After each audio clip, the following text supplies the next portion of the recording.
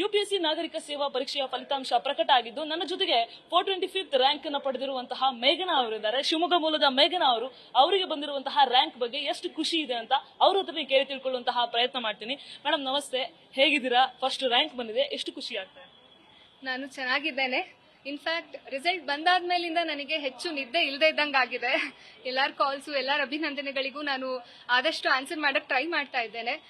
ಎಲ್ಲರ ಖುಷಿ ನೋಡಿ ನನಗೆ ಖುಷಿ ಆಗ್ತಿದೆ. ನನಗೆ ರಿಸಲ್ಟ್ ಬಂದಿದ್ದು ಎಲ್ಲೋ ಒಂದ್ ಕಡೆ ನನ್ನ ದಡ ಮುಟ್ಟಲ್ಲ ಅನ್ನುವಂಥ ನೆಮ್ಮದಿ ಆಗಿತ್ತು. ಆದ್ರೆ ಮನೆಯವರು, ಇನ್ಸ್ಟಿಟ್ಯೂಷನ್, ಕೇದಾರ್ ಸರ್, ಆದ್ಮೇಲೆ ಶ್ರೀನಿವಾಸ್ ಸರ್ ಅವ್ರು ಇಟ್ಟಂತಹ ನಂಬಿಕೆ ಇವತ್ತು ಸತ್ಯ ಮಾಡಿದಿನಲ್ಲ ಅನ್ನೋ ಅಂತ ಹೆಮ್ಮೆ ಕೂಡ ಆಗ್ತಾ ಇದೆ ನನಗಿವತ್ತು. ಮೇಡಮ್, ಎಷ್ಟು ಟೈಮಿಂದ ನೀವು ಪ್ರಯತ್ನ ಪಡ್ತಾ ಇದ್ರಿ ಯುಪಿಎಸ್ಸಿಗೆ ಅಂತ?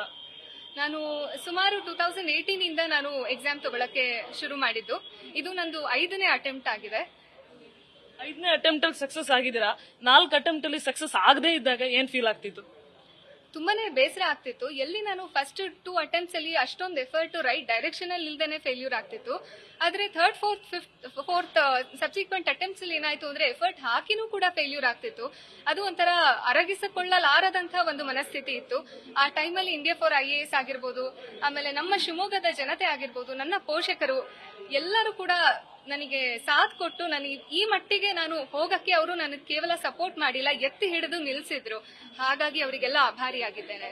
ಮೇಡಮ್, ನೀವು ಇಂಡಿಯಾ ಫಾರ್ IAS ನ ಸಹಾಯವನ್ನ ತಗೊಂಡೆ ನನ್ನ ಸಕ್ಸಸ್ಗೆ ಅಂತ ಹೇಳಿದ್ರೆ, ಯಾವ ರೀತಿಯಾಗಿ ಇಂಡಿಯಾ ಫಾರ್ IAS ನಿಮ್ಮ ಸಕ್ಸಸ್ಗೆ ಒಂದು ರೋಲ್ ಅನ್ನ ಪ್ಲೇ ಮಾಡ್ತು ಅಂತ? ಇಲ್ಲ, ಅದು ಒಂಥರ ಶೈಕ್ಷಣಿಕವಾಗಿ ಅಷ್ಟೇ ಅಲ್ಲ, ಒಂಥರ ಪರ್ಸನಲ್ ಆಗು ಕೂಡ ಅವರು ನನಗೆ ಅಟೆನ್ಷನ್ ಕೊಟ್ಟಿದ್ರು.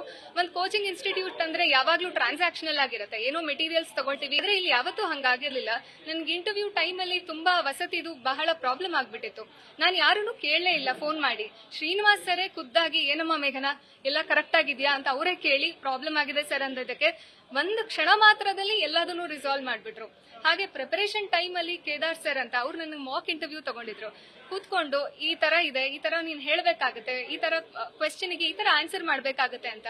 ಯಾವಾಗ ನಂದು ಫೇಲ್ಯೂರ್ ಆಯ್ತು ಅವಾಗ ಕೇದಾರ್ ಸರೇ ಸ್ವತಃ ಶಿವಮೊಗ್ಗಕ್ಕೆ ಬಂದು ನನಗೆ ಬೂಸ್ಟ್ ಮಾಡಿ ಇನ್ನೊಂದು ಅಟೆಂಪ್ಟ್ ಮಾಡು, ಬರ್ಲೇಬೇಕು ನೀನು ಅಂತ ಹೇಳಕ್ಕೆ ಬಂದಿದ್ರಂತೆ. ಮಿಥುನ್ ಸರಿಗೆ ಅಲ್ಲಿ SP ಆಗ್ಯಾರೆ, ಅವ್ರಿಗೆ ಕಾಂಟ್ಯಾಕ್ಟ್ ಮಾಡಿ ಈ ಹುಡುಗಿನ ನೋಡಿ ಅವಳು ಬಿಡಬಾರ್ದು ಅಂತ. ಅಷ್ಟು ಪರ್ಸನಲೈಸ್ಡ್ ಅಟೆನ್ಷನ್ ನನಗೆ ಯಾವುದೇ ಇನ್ಸ್ಟಿಟ್ಯೂಷನ್ ಇಂದ ಸಿಕ್ಕಿರ್ಲಿಲ್ಲ.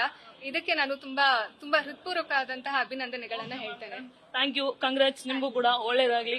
ಸೊ ಇದಿಷ್ಟು ಮೇಘನಾ ಅವರು ಹೇಳ್ತಾ ಇರುವಂತಹ ಮಾತು. ಅಂದ್ರೆ 4 ಸಲ ವಿಫಲ ಆದ್ರೂ ಕೂಡ 5ನೇ ಸಲ ಯಾವ ರೀತಿಯಾಗಿ ಸಫಲ ಆಗಿದ್ದಾರೆ. UPSCಯನ್ನ ಕ್ಲಿಯರ್ ಮಾಡುವಲ್ಲಿ ಇಂಡಿಯಾ ಫಾರ್ IAS ತನಗೆ ಹೇಗೆ ಸಹಾಯ ಮಾಡ್ತು, ಪ್ರತಿಯೊಂದು ಹಂತದಲ್ಲೂ ಕೂಡ ಮಾನಸಿಕವಾಗಿ, ಶೈಕ್ಷಣಿಕವಾಗಿ ಯಾವ ರೀತಿಯಾಗಿ ಸಫಲ ಮಾಡ್ತು, ನನಗೆ ಯಾವ ರೀತಿ ಧೈರ್ಯ ತುಂಬಿತು ಅನ್ನುವಂಥದ್ದನ್ನ ನ್ಯೂಸ್ ಫಸ್ಟ್ ಜೊತೆಗೆ ಮೇಘನಾ ಅವರು ಹಂಚಿಕೊಂಡಂತಹ ರೀತಿ. ಕ್ಯಾಮರಾಮನ್ ಮಂಜುನಾಥ್ ಜೊತೆ ಪ್ರಗತಿ ಶೆಟ್ಟಿ, ನ್ಯೂಸ್ ಫಸ್ಟ್, ಬೆಂಗಳೂರು.